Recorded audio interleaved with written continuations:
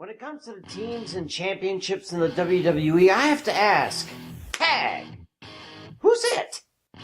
I'm Chris Wolvie, the wrestling vlogger who always tells it like it is.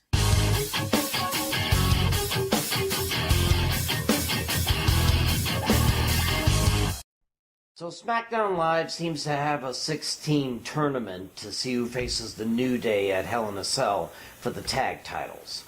Meanwhile, with the Revival beating the B team in a non-title match last week, it looks like they're trying again to push Dash and Dawson into the Raw title picture. Though why it should be different from what happened at SummerSlam is beyond me. While the WWE has over a dozen tag teams on its roster now, more than I've seen in a long time, the fact that they have a 5-time champion team on one side and a relatively rookie team on the other gives me pause as pertains to the future of tag teams in the WWE.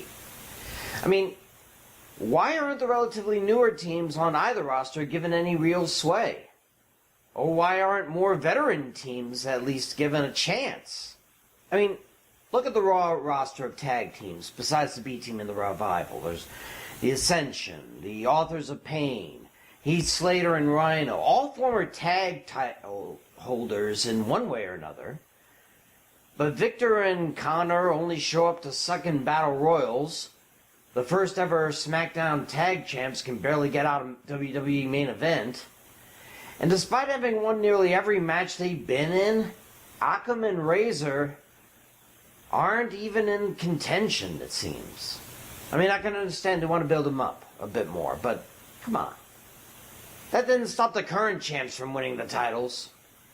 And let's not forget the former champs on Raw simply won 3 matches as a tag team just to grab the title. So why are we wasting time on building up the Legion of Doom, the next generation?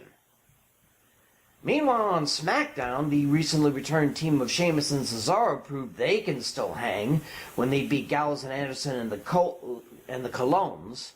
I keep wanting to pronounce it Colons. I don't know why. The GM page then springs it on Rusev Day that they, Sanity, and Usos have a date with each other, and the winners of that will face the Bar for a shot at New Day's quite fortunately gotten belts.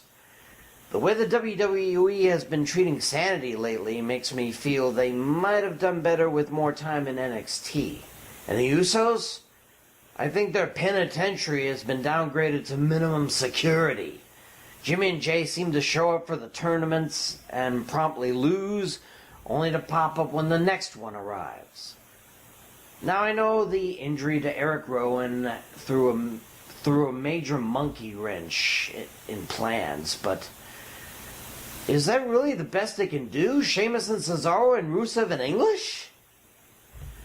Oh, for the good old days when tag team champions held on to the titles for at least 6 months at a time, and then a new team came in.